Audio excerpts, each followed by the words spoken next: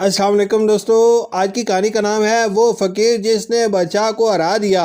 ایک دفعہ کا ذکر ہے کہ ایک عظیم الشان سلطنت کا نہایت طاقتور بادشاہ اپنے جاؤ جلال خزانے اور شان و شوکت پر ناز کیا کرتا تھا۔ اس کے محل کی دیواریں سونے سے مزین تھیں، دربار ہیرے جواہرات سے جگمگاتے تھے اور اس کے ایک اشارے پر ہزاروں خادم حاضر ہو جاتے تھے۔ مگر اس بے پناہ دولت اور طاقت کے باوجود اس کے دل میں ایک انجانی بے چینی بسی رہتی تھی۔ ایک صبح وہ اپنے شاہی لشکر کے ساتھ محل سے باہر نکلا۔ راستے میں ایک بوسیدہ کپڑوں میں ملوث فقیر درخت کے سائے تلے خاموش بیٹھا تھا۔ اس کی آنکھوں میں عجیب سکون تھا، ایسا سکون جو بڑے بڑے تاجداروں کے نصیب میں نہیں ہوتا۔ بادشاہ اس کے قریب رکا اور غرور بھرے لہجے میں بولا، اے فقیر، مانگ کیا چاہتا ہے؟ فقیر نے آہستہ سے سر اٹھایا، مسکرایا اور بولا، کیا واقعی تم میری خواہش پوری کر سکتے ہو؟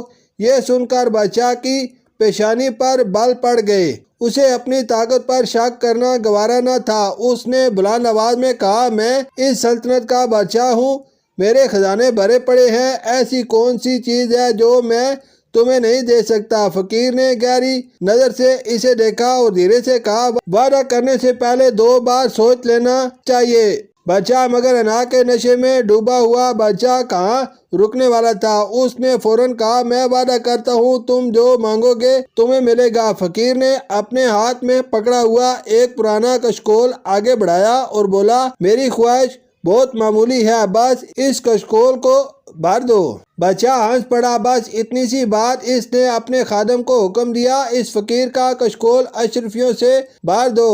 خادم نے سونے کی مٹھی بھر اشرفیاں کشکول میں ڈالی، مگر یہ کیا، اشرفیاں ڈالتے ہی غائب ہو گئی جیسے کشکول نے انہیں نگل لیا ہو۔ خادم نے دوبارہ ڈالی، پھر دوبارہ، مگر کشکول خالی ہی رہا۔ اب بادشاہ کے چہرے کی مسکراہٹ مدھم پڑنے لگی۔ اس نے حکم دیا، خزانے کے صندوق لے آؤ۔ پھر ہیرے ڈالے گئے، جواہرات ڈالے گئے، سونا چاندی موتی، یہاں تک کہ شاہی خزانے کی دولت کا انبار اس کشکول میں اڈیل دیا گیا، مگر کشکول ویسے کا ویسا خالی رہا۔ دن ڈھلنے لگا، محل میں بے چینی پھیل گئی، خزانے ختم ہونے لگے اور بادشاہ کی پیشانی پر پسینہ نمودار ہو گیا۔ پہلی بار اسے اپنی بے بسی کا احساس ہوا۔ آخرکار اس کی انا ٹوٹ گئی۔ وہ فقیر کے قدموں میں گر پڑا اور کپکپاتی آواز میں بولا، میں ہار گیا، خدا کے لیے مجھے بتاؤ یہ کیسا کشکول ہے جو کبھی نہیں بھرتا؟ فقیر کی آنکھوں میں ہلکی سی شفقت ابھری۔ وہ مسکرایا اور بولا، یہ کوئی عام کشکول نہیں، یہ انسان کی خواہشات کا کشکول ہے۔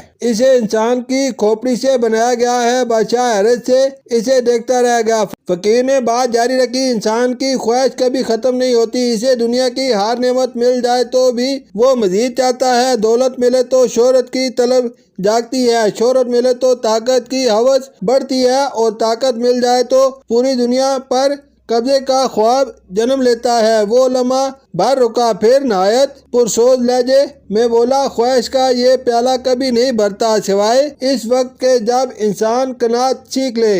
یہ الفاظ تیر بن کر بادشاہ کے دل میں اتر گئے۔ اس کی آنکھوں سے غرور کے پردے ہٹ گئے۔ اسے محسوس ہوا کہ وہ ساری عمر دنیا کو جیتنے میں لگا رہا، مگر اپنے نفس سے ہار گیا تھا۔ اس دن کے بعد بادشاہ بدل گیا۔ اس نے جان لیا کہ حقیقی دولت خزانے نہیں بلکہ دل کا سکون ہے، اور دل کا سکون صرف قناعت میں پوشیدہ ہے۔ شکریہ۔